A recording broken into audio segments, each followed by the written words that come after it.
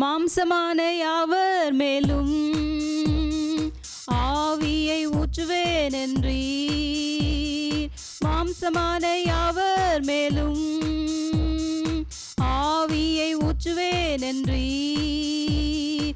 மூப்பர் வாலிபர் யாவரும் தீர்க்க தரிசனம் சொல்வாரே. மூப்பர் வாலிபர் யாவரும் தீர்க்க தரிசனம் சொல்வாரே. கர்த்தருடைய நாமம் பரிசுத்தப்படுவதாக. இந்த நிகழ்ச்சியை பார்த்து கொண்டிருக்கிற அனைவரையும் இயேசு கிறிஸ்துவின் நாமத்தினாலே வாழ்த்துகிறேன். நாம் சில நிமிடங்கள் ஆண்டவரை ஆராதித்து தேவ செய்திக்குள்ளாக கடந்து செல்வோம். நாம் ஆராதிக்கிற ஆண்டவர் ஒளியாயிருக்கிறார். அவர் சேரக்கூடாத ஒளியிலே வாசம் பண்ணுகிறவர். மனுஷரில் ஒருவரும் கண்டிராதவரும் காணக்கூடாதவருமாயிருக்கிறார்.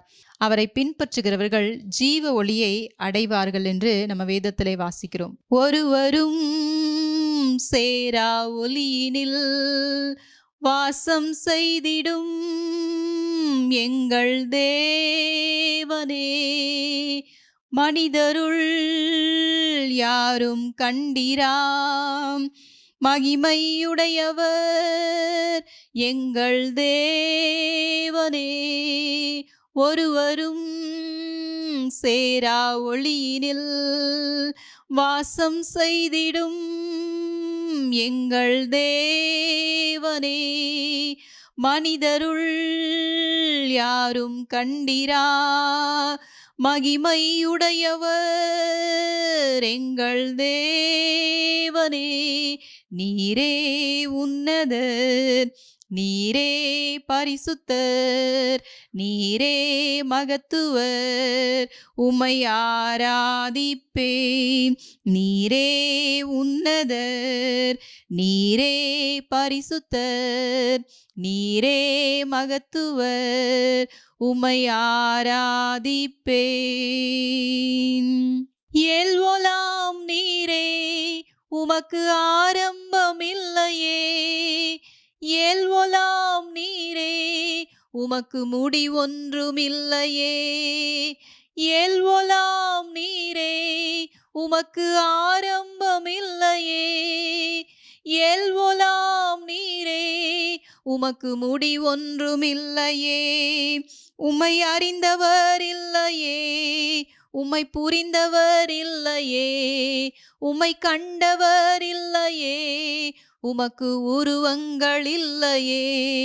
நீரே உன்னதர், நீரே பரிசுத்தர், நீரே மகத்துவர், உம்மை ஆராதிப்பேன். ஒருவரும் சேரக்கூடாத ஒளியிலே அந்த வாசம் பண்ணும் அந்த ஆண்டவர் சாவாமை உடையவர். அவர் நித்திய வாசியும் பரிசுத்தரும் என்கிற நாமம் உள்ளவர். மகத்துவமும் உன்னதமுமானவர், அநாதியாயிருக்கிறவர், எல்லா நாமத்துக்கும் மேலான நாமம் உள்ளவர், எல்லா கனத்துக்கும் மகிமைக்கும் பாத்திரர். நித்திய வாசியும் பரிசுத்தர் என்கிற நாமம் உடையவரே. நித்திய வாசியும் பரிசுத்தர் என்கிற நாமம் உடையவரே. மகத்துவமும் உன்னதமுமான நாமம் உடையவரே. பரிசுத்தர், நீர் பரிசுத்தர், பரிசுத்தர், நீர் பரிசுத்தர். பாத்திரர், நீர் பாத்திரர், எல்லா மகிமைக்கும் நீர் பாத்திரர். பாத்திரர், நீர் பாத்திரர், எல்லா கனத்துக்கும் நீர் பாத்திரர். மேலானவர், நீர் மேலானவர், எல்லா நாமத்திலும் நீர் மேலானவர். நல்லவர், நீர் பெரியவர், உன்னதர், நீர் உயர்ந்தவர். பாரிசுத்தர் நீர் பாரிசுத்தர் நீர் ஒருவரே பாரிசுத்தர் நீர் ஒருவரே பாரிசுத்தர். அந்த ஆண்டவரை தொழுது கொள்ளுகிறவர்கள் ஆவியோடும் உண்மையோடும் தொழுது கொள்ள வேண்டும் என்று நம்ம வேதத்துல வாசிக்கிறோம். அவர் பாவத்தை பாராத சுத்த கண்ணன். அவரை தொழுது கொள்ளுகிறவர்கள் பரிசுத்த அலங்காரத்தோடு தொழுது கொள்ள வேண்டும் என்று நம்ம வேதத்திலே வாசிக்கிறோம். எவர்கள் தேவனுடைய ஆவியினாலே நடத்தப்படுகிறார்களோ அவர்கள் தேவனுடைய புத்திரராய் இருக்கிறார்கள். அவருடைய ஆவி உங்களிலே வாசமாய் இருந்தால் நீங்கள் மாம்சத்தையும் அதன் ஆசை இச்சையும் நிறைவேற்றாதிருப்பீர்கள் என்று அப்போஸ்தலனாகிய பவுல் எழுதுகிறார். ரோமர் 7ஆம் அதிகாரத்திலே பவுல் எழுதுகிறார், நான் செய்கிறது எனக்கே சம்மதி இல்லை, நான் விரும்புகிறதை செய்யாமல் நான் விரும்பாததையே நான் செய்கிறேன். நான் அல்ல, எனக்குள்ளே வாசம் பண்ணுகிற பாவமே அப்படி செய்கிறது என்று பவுல் எழுதுகிறத நம்ம பார்க்கிறோம். நாமும் இந்த பாடலை நம்ம பாடும்பொழுது ஆண்டவராக இயேசு கிறிஸ்துவனிடத்துல நம்ம அர்ப்பணிப்போம். நாமும் நம்முடைய வாழ்க்கையில எத்தனை முறை நாம் விரும்புகிறதை செய்யாமல் நாம் விரும்பாத காரியங்களை நம்ம செய்திருக்கிறோம். நம்முடைய சிந்தனையினாலே, நம்முடைய நினைவுகளினாலே, நம்முடைய கண்களினாலே, நம்முடைய கிரியைகளினாலே, நம்முடைய நடக்கையினாலே எத்தனை முறை நம்ம விரும்புகிறதை செய்யாமல் நாமே வெறுக்கிற காரியங்களை நம்ம செய்வதும் இல்லாமல் ஆண்டவரை துக்கப்படுத்துகிற காரியங்களை நம்ம செய்திருக்கிறோம். இந்த பாடலை பாடும்பொழுது நம்ம ஆண்டவரிடத்துல அர்ப்பணிக்கும் பொழுது ஆண்டவர் தாமே தம்முடைய இரத்தத்தினாலே நம்மை கழுவி பரிசுத்தப்படுத்தி தம்முடைய ஆவியினாலே நீங்கள் எந்த இடத்துல இருந்தாலோ இந்த வேளையிலே உங்களை தம்முடைய பரிசுத்த ஆவியினாலே அவர் நிரப்புவதை நீங்கள் காண்பீர்கள். விரும்புவதை செய்யாமல் விரும்பாததையே செய்கிறேன், இயேசுவே உதவி செய்யும். விரும்புகிறதை செய்யாமல் விரும்பாததையே செய்கிறேன், இயேசுவே உதவி செய்யும். இரத்தத்தால் என்னை கழுவும், ஆவியால் என்னை நிரப்பும். உம் இரத்தத்தால் என்னை கழுவும், ஆவியால் என்னை நிரப்பும். விரும்புகிறதை பார்க்காமல் விரும்பாததையே பார்க்கிறேன், கண்களை கழுவிடுமே. இரத்தத்தால் என்னை கழுவும், ஆவியால் என்னை நிரப்பும். இரத்தத்தால் என்னை கழுவும், ஆவியால் என்னை நிரப்பும். விரும்புகிறதை நினையாமல் விரும்பாததையே நினைக்கிறேன், சிந்தையை கழுவிடுமே. விரும்புகிறதை நினையாமல் விரும்பாததையே நினைக்கிறேன், சிந்ததை கழுவிடுமே. இரத்தத்தால் என்னை கழுவும், ஆவியால் நிரப்பும். இரத்தத்தால் என்னை கழுவும், ஆவியால் என்னை நிரப்பும்.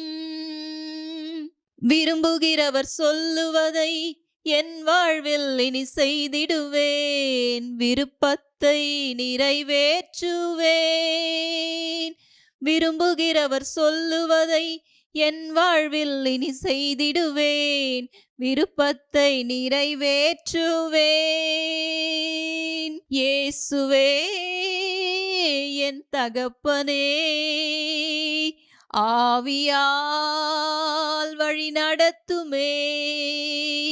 இயேசுவே என் தகப்பனே, ஆவியால் வழி நடத்துமே. விரும்புகிறவர் சொல்லுவதை என் வாழ்வில் இனி செய்திடுவேன், சித்தத்தை நிறைவேற்றுவேன். விரும்புகிறவர் சொல்லுவதை என் வாழ்வில் இனி செய்திடுவேன், சித்தத்தை நிறைவேற்றுவேன். பரிசுத்த பிதாவே, உம்முடைய திருக்குமாரனாக இயேசு கிறிஸ்துவின் நாமத்தினாலே உம்முடைய சமூகத்துக்கு வருகிறோம். இம்மட்டுமா இந்த ஆராதனையிலே எங்களோடு நீர் இடைப்பட்டதற்காக உமக்கு நன்றி செலுத்துகிறோம். இப்போதும் உம்முடைய வார்த்தையின் மூலமாய் எங்களோடு பேசும், எங்களை பரிசுத்தமாக்கும். இயேசுவின் மூலம் ஜெபிக்கிறேன் நல்ல பிதாவே, ஆமேன். பரிசுத்த பிதாவே, உம்முடைய திருக்குமாரனாக இயேசு கிறிஸ்துவின் நாமத்தினாலே உம்முடைய சமூகத்துக்கு வருகிறோம். இம்மட்டுமாய் இந்த ஆராதனையிலே நீர் எங்களோடு இடைப்பட்டதற்காக உமக்கு நன்றி செலுத்துகிறோம். இப்போதும் உம்முடைய வார்த்தையின் மூலமாய் எங்களோடு பேசும், எங்களை பலப்படுத்தும். இயேசுவின் மூலம் ஜெபிக்கிறேன் நல்ல பிதாவே, ஆமேன். ஆண்டவர் நம்முடைய வாழ்க்கையிலே தந்திருக்கின்ற வாக்குத்தத்தங்களை நாம் எவ்வாறு சுதந்தரித்துக் கொள்வது என்பதை குறித்து தொடர்ச்சியாக நம்ம 3 வாரங்களாக தியானித்து வருகிறோம். கலாத்தியர் 3ஆம் அதிகாரம் 29 நீங்கள் கிறிஸ்துவினுடையவர்களானால் ஆபிரகாமின் சந்ததியாராயும் வாக்குத்தத்தத்தின்படி சுதந்திரராயும் இருக்கிறீர்கள்.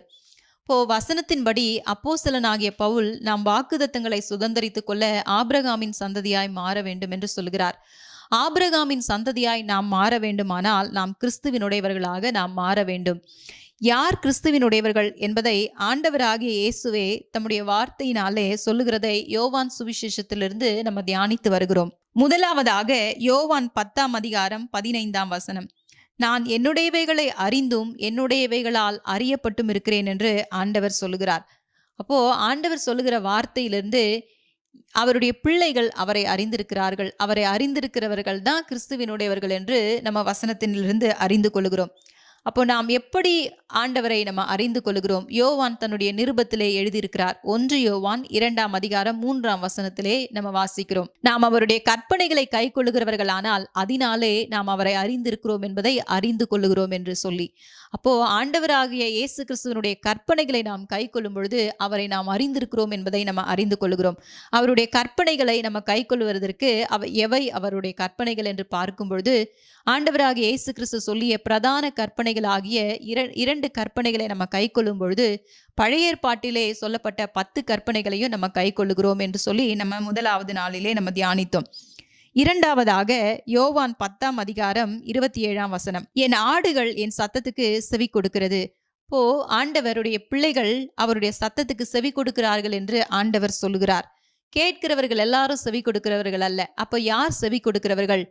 விதைக்கிறவன் உவமையிலிருந்து நம்ம கற்றுக்கொண்டோம். வசனத்தை கேட்டு அதை உணர்ந்து வசனத்துக்கு ஏற்ற பலன் கொடுக்கிறவர்கள் தான் செவி கொடுக்கிறவர்கள் என்று நம்ம தியானித்தோம். மூன்றாவதாக யோவான் 10ஆம் அதிகாரம் 29 அவைகள் எனக்கு பின் செல்கிறது என்று ஆண்டவர் சொல்லுகிறார். அவைகள் என்றால் அவருடைய பிள்ளைகள். ஆண்டவரை பின் சொல்லுகிற பிள்ளைகள் தான் அவருடையவர்கள் என்று ஆண்டவர் சொல்லுகிறத நம்ம பார்க்கிறோம். இதை நம்ம உயிர்த்தெழுந்த ஆண்டவர் தன்னை வெளிப்படுத்தின நிகழ்விலிருந்து நம்ம தியானிக்கிறோம். உயிர்த்தெழுந்த ஆண்டவர் சீஷர்களுக்கு தன்னை வெளிப்படுத்தினதை யோவான் 20ஆம் அதிகாரத்துல நம்ம வாசிக்கிறோம். திபேரியா கடற்கரையிலே ஆண்டவர் அவர்களுக்கு தன்னை வெளிப்படுத்துகிறார். அப்போ ஆண்டவர் பேதுருனிடத்துல கேட்கிறார், யோனாவின் குமாரனாகிய சீமோனே, நீ என்னை நேசிக்கிறாயா என்று. அன்பு செய்வதை உறுதிப்படுத்திய பின்னர் தான் நீ என்னை பின்பற்றி வா என்று ஆண்டவர் சொல்லுகிறத நம்ம பார்க்கிறோம். ஒரு நாளிலே பேதுரு இயேசு கிறிஸ்துவை பின்பற்றினதை நம்ம பின்னாட்களிலே நம்ம வாசிக்கிறோம். தன்னுடைய வார்த்தையின்படியே நான் காவலிலும் சாவிலும் உம்மை பின்தொடர்வேன் என்று சொன்ன பேதுரு இயேசு கிறிஸ்துவை பின்பற்றினதை பார்க்கிறோம். அவருடைய இறுதி நாட்கள்ல அவர் தன்னை தலைகீழாக சிலுவையில் அறையும்படியாக வேண்டிக் கொண்டு ஆண்டவரை பின்பற்றி தலைகீழாக சிலுவையில் அறையப்பட்டு மரித்ததை நம்ம பார்க்கிறோம். அப்போ ஆண்டவருடைய வார்த்தையை கேட்டு அவரை பின் செல்லுகிறவர்கள் தான் அவருடையவர்கள் என்று நம்ம அறிந்து கொள்ளுகிறோம். இன்றைக்கும் கடைசியாக யார் கிறிஸ்துவினுடையவர்கள் என்பதை அப்போஸ்தலனாகிய பவுல் சொல்லுவதிலிருந்து நம்ம பார்க்கிறோம். கலாத்தியர் 5ஆம் அதிகாரம் 24 கிறிஸ்துவினுடையவர்கள் மாம்சத்தையும் அதன் ஆசை இச்சையும் சிலுவையில் அறைந்திருக்கிறார்கள் என்று. அப்படியானால் மாம்சத்தையும் அதன் ஆசையும் இச்சையும் சிலுவையில் அறைந்தவர்கள் தான் கிறிஸ்துவினுடையவர்கள் என்று பவுல் எழுதுகிறத நம்ம பார்க்கிறோம். அப்போ மாம்சத்தையும் அதன் ஆசை இச்சையும் நம்ம எப்படி சிலுவையில் அறைவது என்பதை அப்போஸ்தலனாகிய பவுலே எழுதுகிறார்.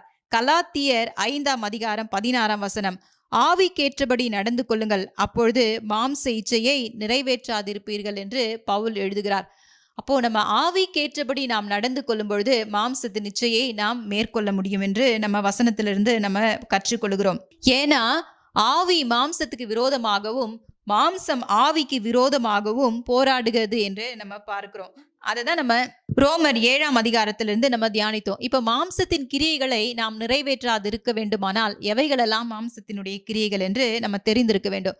அதை தான் நம்ம கலாத்தியர் 5ஆம் அதிகாரத்துல 19 21 வசனங்கள்ல வாசிக்கிறோம். எவைகளெல்லாம் மாம்சத்தினுடைய கிரியைகள் என்று: விபச்சாரம், வேசித்தனம், அசுத்தம், காமவிகாரம், விக்கிரகாராதனை, பில்லி சூனியம், பகைகள், விரோதம், வைராக்கியம், கோபம், சண்டை, பிரிவினை, மார்க்கபேதங்கள், பொறாமை, கொலை, வெறி, களியாட்டு முதலியவைகளே.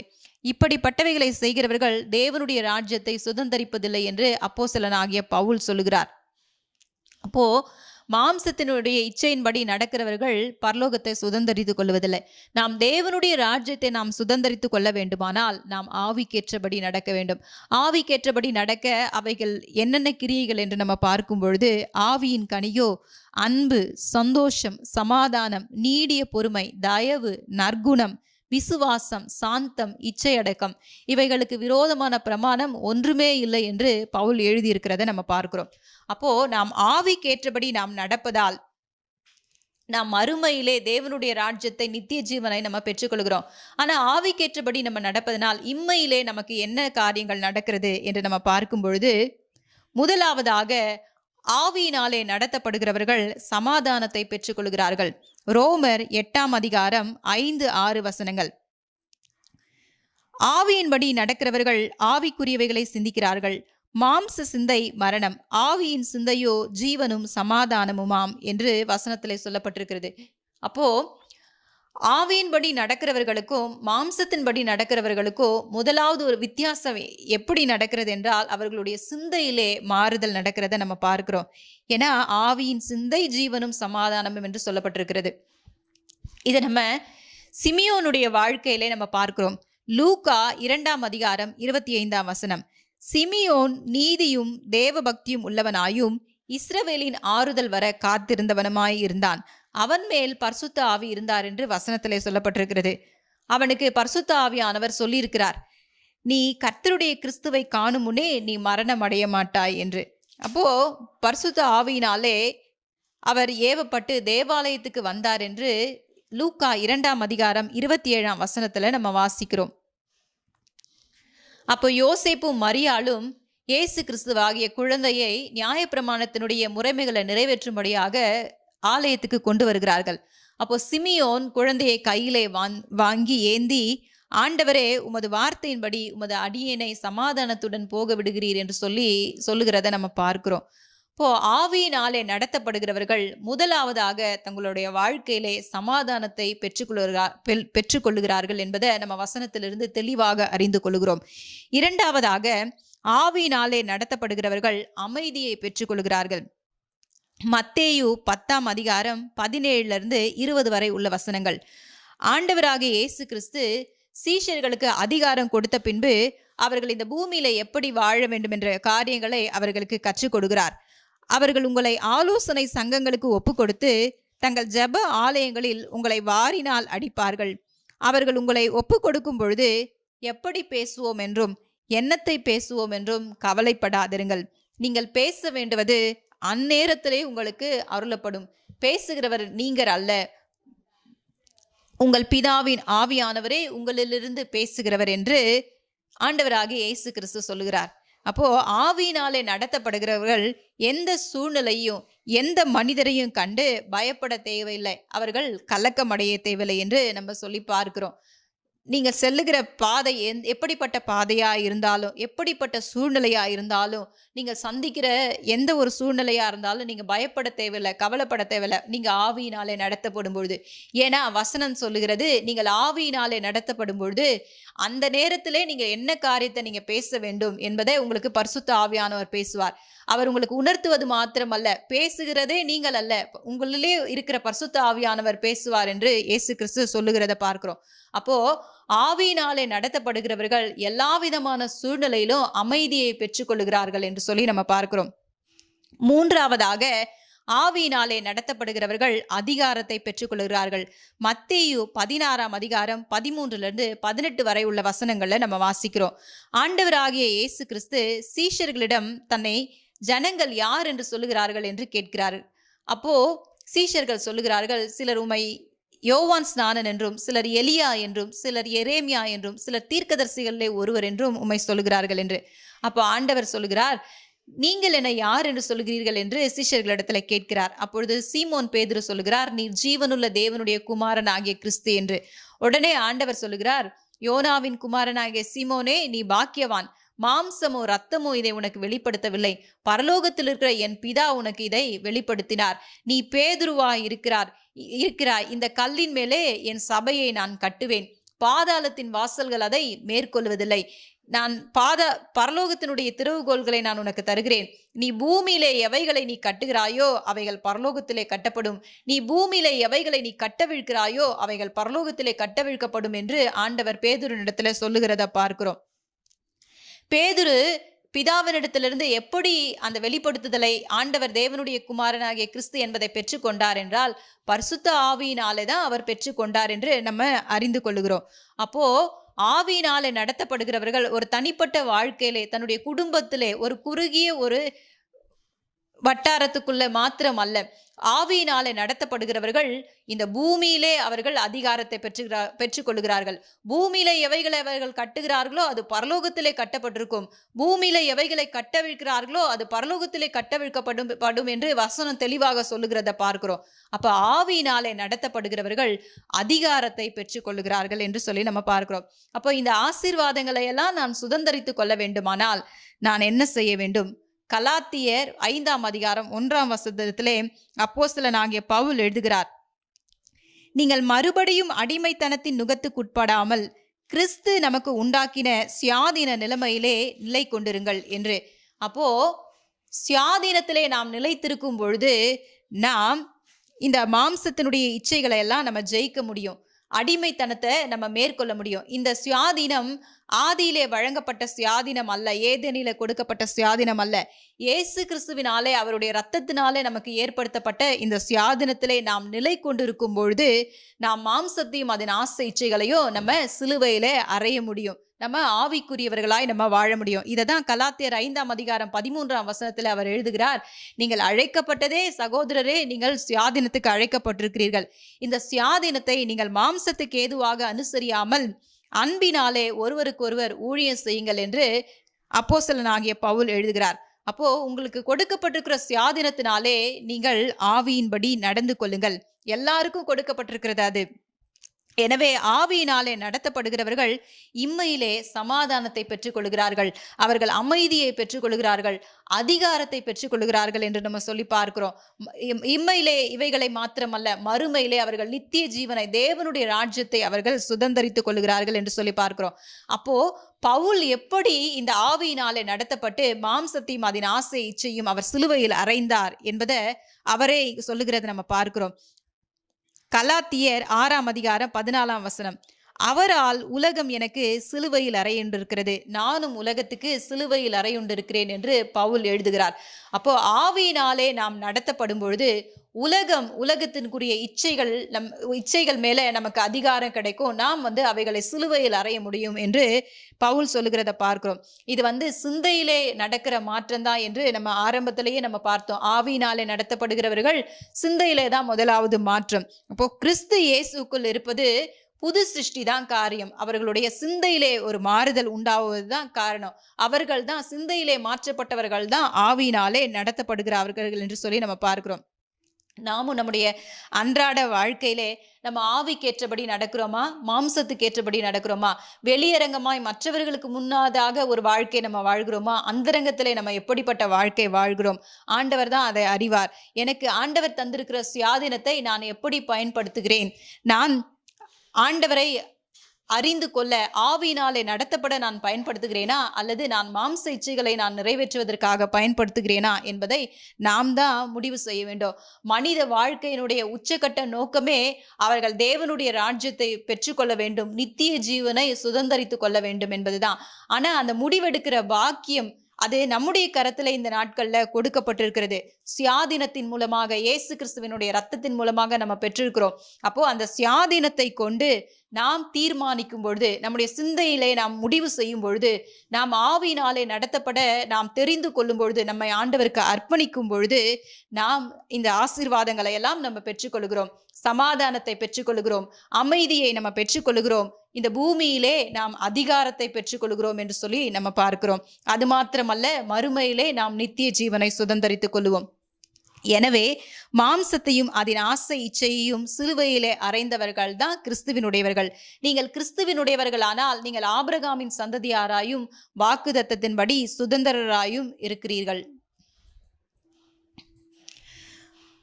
மாமீச சிந்தை மரணமே, ஆவியின் சிந்தையோ ஜீவன் தரும்.